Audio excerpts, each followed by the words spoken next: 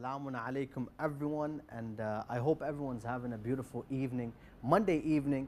If you're living in the US and other countries, I hope you're having a beautiful morning and before suhoor time if you're tuning in right now. Welcome to episode 27 of your favorite #1 show, hashtag LNT with the one and only Ahmed Ali. Now, as I mentioned, 24/7 Surah. Wow, Ramadan moved way too quick for us, and there's only 3 more days, a few more days, give and take, depending on who sees the hilal, the crescent first. But that also means that you guys only have a few more days to have your names placed in the fishbowl to win a free trip to Karbala exclusive on our house. Now, tonight's topic is one that talks about an issue that affects a lot of the Muslims, half of the Muslim population, minority in the world. But I'll just end it right there because I want to go see what's trending and come back to talk about tonight's topic because it's very interesting and trust me, you'll love it.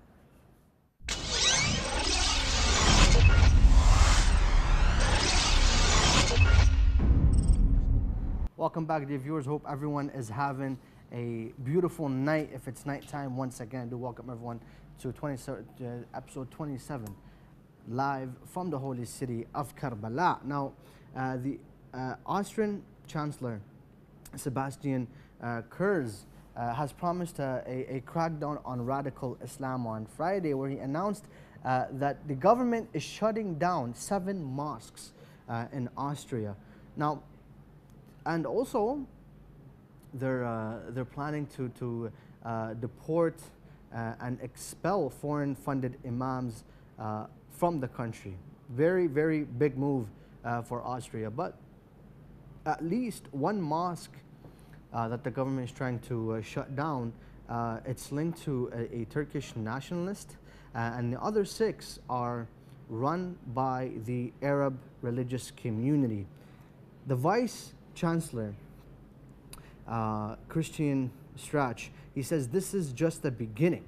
So, just the beginning, they're closing down 7 and deporting the imams of those mosques. So, wow, I imagine what's coming next. But if it's benefiting the image of Islam, I don't know if it is, but if it is, why not? Anyways, a new cyber heist. A little known virtual currency exchange where billions of dollars have been lost or stolen from the online currencies along with other currencies as well. 7% of South Korea's or the Bitcoin slumped more than 7% after South Korea CoinRail announced that it has been targeted by cyber thieves. This is very dangerous for people who actually trust cryptocurrencies. So if you do believe in them, you know it's time to change your mind and it's time to go somewhere else. But that's it for what's trending. Let's go jump into tonight's topic because, as I mentioned, very interesting.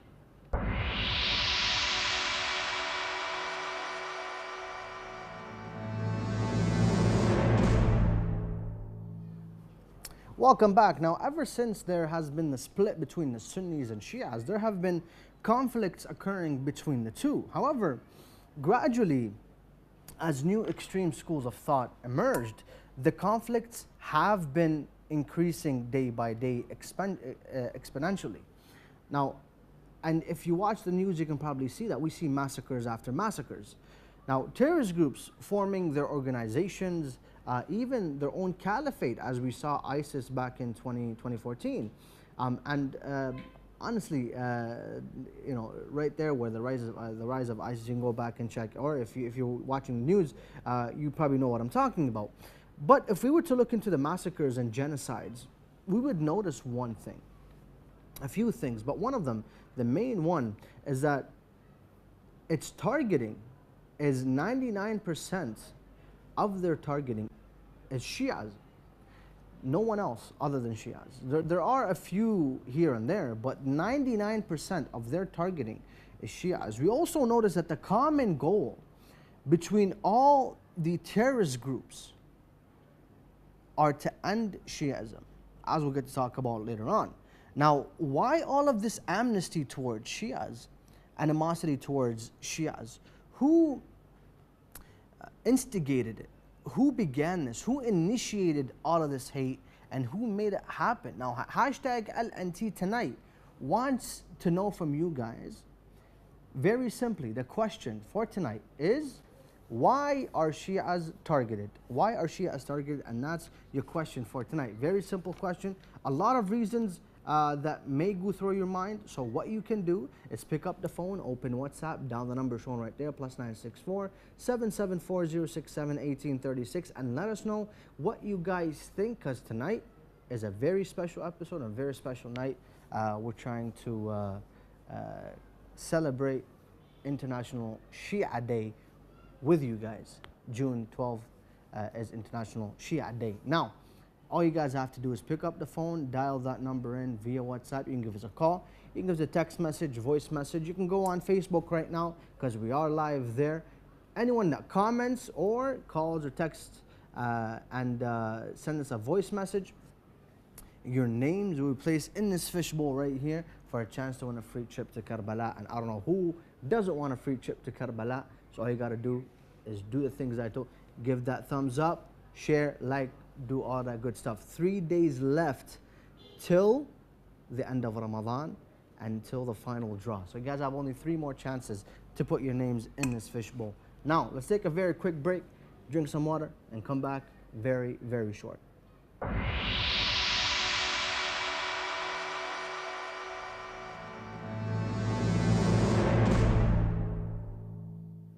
Welcome back, dear viewers. Hope everyone, as I mentioned earlier, is enjoying their night, because there's only a few nights left in Ramadan. But as I mentioned, beautiful nights coming towards you, especially on hashtag LNT. Now, as I mentioned tonight, we're trying to celebrate International Shia Day. Now, this episode, I don't want to try to look at the differences between the Sunnis and Shias. No, it'll take long. I don't want to start getting to the differences. What I'm trying to do today is find out why have half of the Muslim population been a target of terrorist groups and terrorist attacks. That's very important for tonight, and that's your question. So what you have to do is participate in tonight's show. Now tonight, I want to talk about something that, or where it first began. If we go through history, I don't want to go a lot. History is not nice when it comes to what happened, and you can avoid it. But if we were to go just a bit back, we would find Ibn Taymiyyah, who initiated the hatred towards Shiism. He found that Shias are on the right path, so what he did, he started to propagate his own message going against the true message of Islam. What did he say? He said that the Shias are deviant, the Shias prey on they're idol worshippers. Basically, what he tries to say is that they're disbelievers, they're not Muslims. So what you have to do, and he preached that to everyone he saw, even bypassers on the street. He says, when you see a Shia, don't debate him. What you only have to do is behead him right away. So we do see where the hatred began. What started before, but we don't want to go that far. Ibn Taymiyyah initiated that kind of hate. Now fast forward, 18th century, we find an individual who may look familiar to you guys. He's popping up in 3, 2, 1. Pop, right there. If this guy is familiar to you, or if his name, Muhammad ibn Abdul Wahhab, is familiar to you, then you know who this guy is. This guy is the founder of the Wahhabism, the Salafi school of thought, the Wahhabi school of thought. Wahhabis don't like to be called Wahhabis. They prefer that they're called Salafis. For tonight, I'm calling them Wahhabis, just because they don't like it. But you get to know why I'm doing that. But so ever since Muhammad ibn Abdul Wahhab began or initiated that movement, aiming towards various things, but he continued on the footsteps of Ibn Taymiyyah, because all of the books that talk about Muhammad ibn Abdul Wahhab talk about where he got his information from, where he got his texts, where he got his motivation and inspiration from through all that killing that he did. He got it from Ibn Taymiyyah. Now, if we were to go deeper into his thoughts, we would find that a lot of his thoughts were deviant to many Muslims. He was brainwashing Muslims in various ways. One of the ways, you know, in Sunni and Shia, they have commonalities, but Sunni and Shia and Wahhabis, they have no commonalities, no ground. Why? Because the Wahhabis believe that the Shias are kuffar. They believe that any Shia, any person that visits a grave, kisses the grave of any saints, of any Muslim, of any companion of Prophet Muhammad, they're considered as kafir. They're performing shirk. That means they're giving another God, they're giving another partner to Allah subhanahu wa ta'ala. Now, extremism began from there. This is when we see Muhammad ibn Abdul Wahhab with his army raged villages, went into villages, raided them, killed, raped, beheaded so many people just because they were followers of the Shia school of thought. Now, there was no retaliation, there was no war going on. It's just him invading a city, killing its citizens, going on to the next city. Any Muslim, whether Sunni or Shia, that tried to say something against the movement, even questioning the movement, was killed right away or was exiled to somewhere else, and then he would die into the desert. So even to that point where a person can't even question the movement, can't even ridicule the movement, this is when we see the hatred. Fast forward to today, we see a lot of times how Shia Muslims are being targeted, are being forced out of their homes to become displaced citizens. They're being butchered, they're being killed, they're being bombed, especially in Iraq and Pakistan. Look at any form of torture, any form of killing. You know, they're creative. Terrorists are creative when they're trying to kill someone. So what they do, they perform their creativity on Shiism. Now, it's unfortunate that global organizations haven't shed a lot of light on such an issue. Because honestly, being half of the Muslim population isn't something minor, isn't something small. Muslims are almost 1.7 billion of the world's population. So half of it is pretty huge. It's a huge number. So, and the majority of them, as we'll get to talk about it later on, reside in various Islamic countries where they're targeted by terrorist groups who are coming into the country, or that are ones who have been initiated within the country itself. However, if we were to go in 2011, the first World Independence Organization dedicated to define and protect the rights of Shia Muslims around the world and to proclaim the rights that have been taken from them and that have been violated.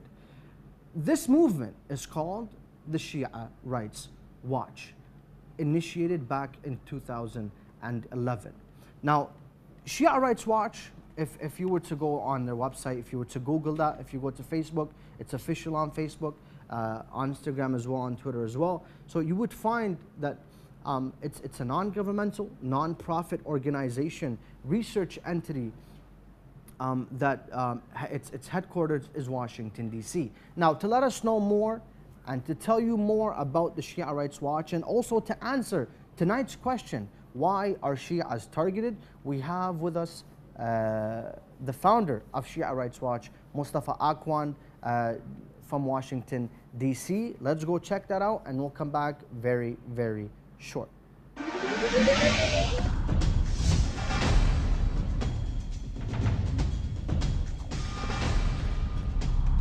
Well, to answer the question why Shia Muslims are getting targeted in different countries, we have to divide the question in different theme or different answers for that matter. There is a political reason, there is a humanitarian reason, there is a religious reason. We at the Shia Rights Watch, we focus on the humanitarian reason of the targeting of the Shias in different countries. We have to understand that the Shia Muslims, they don't bow to the unjust, they don't bow to the inhumanity for any religion and any people of the faith or no faith. They believe that everyone has to coexist, they have to live together, they have to work together to help the society to grow. For that matter, they don't work with the governments as if the government is the unjust or inhuman government. That is one reason that they are targeted from the governments. At the same time, the religious extremists who are targeting the Shias, they know that in order for them to rule as an extremist, they have to destroy the people who are working and coexisting and respecting the other religion. Shia Muslims are the one who are respecting other religions and other people of the faith. When we look at the different countries, for example, Malaysia is one of the countries that the Shia Muslims with the Christian, they are working hand to hand to help the society to grow, at the same time help those minorities to coexist and work together against extremism. You go to the different countries, you see the different level, different ways of the Shia Muslims working together with the different minorities. This is something that neither the government or the extremist groups looking forward to. For that matter, there is a lot of targeting of the Shias. There is a target on the education system, there is a target on the torture and killing of the Shias in different countries. That the Shia Rights Watch is focusing more on that. For that matter, we created the International Shia Day, who we are commemorating or remembering what happened to the Shia Muslims in different countries, and we called it 612 Shia Day. If your viewer want to use that hashtag, they can use the hashtag 612 Shia Day, which is the June 12th that the inhuman and unjust happened in the 1700 Shia Muslim in the Camp Spiker, and the Islamic States or ISIS have killed 1700, slaughtered 1700 Shia Muslims in one day. These are the days that we remember the Shias. At the same time, we tell the world that the Shia are innocent. They don't look at the revenge. They don't look at targeting the other people.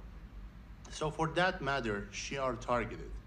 They extremist group, they're looking for the minorities who can target, who can use any violence forces toward them, and they don't respond, which is a very good thing for the Shia Muslims. At the same time, we have to have a strategy, we have to have the way to work together with the other minorities to be able to defend us as a Shia Muslims and defend the others. Because for us it's very important as a human being to not only look at the Shia Muslims, to look for the other people as well. We are a school of thought of Amir al-Mu'minin Ali ibn Abi Talib alayhi salam, who is teaching us that the people are either your brother in faith or in humanity. So for us it's very important to keep that value, keep that understanding, keep that theology of the working together. For that matter, there is a lot of issues that we have to handle. One of them is that violence that is happening against us. For us, it's very important to work with the other people, work with the other minorities. That is the source of being strong, source of being able to defend ourselves. It's very important to know that defending ourselves is not going against the other countries. We are not going against the other people of belief or religion. Is that we are trying to promote ourselves. We are trying to tell the world that there is a violence is happening against us, and we have to be able to highlight those violence, at the same time prevent those in the future.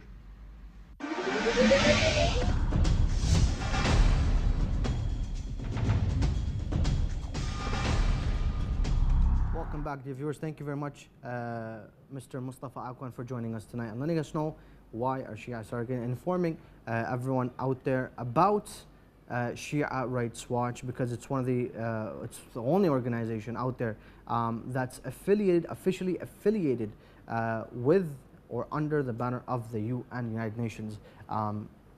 So we do thank once again Mustafa Akwan. We just received a text message from Ismat Mahdi from India. Says, due to minority and because of wilayat and truthfulness.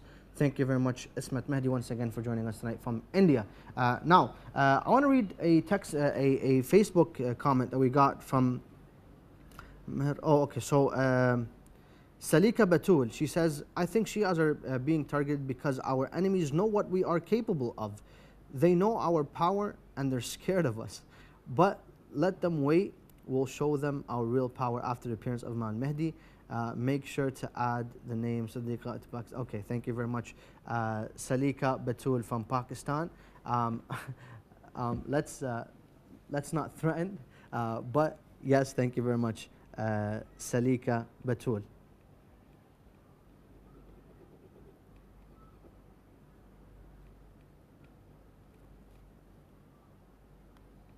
All right, Salika Batul. Thank you very much for joining us tonight. First name going into the fishbowl. All right, now, yeah, it's the same one. Mehr Nisa is the same as Salika. All right. Now, I was just talking to the co-producer, not to you guys, but yes. Now, back to what we were talking about. Brother Mustafa Akwan was mentioning to us how June 12th, 2015 was the first day where the International Shia Day was initiated. Now, why why is this important? Why International Shia Day? Now, according to experts, all Shias, as I mentioned earlier, accumulate to half of the world's Muslim population. Most of them reside in Iran, Pakistan, Iraq, Bahrain, and Lebanon, and Azerbaijan. So these countries where we find the majority of the Shias living there. But you also have the Khojas in the Eastern Africa. We have them in Northern Africa also. But the majority of them reside in those countries, as I mentioned.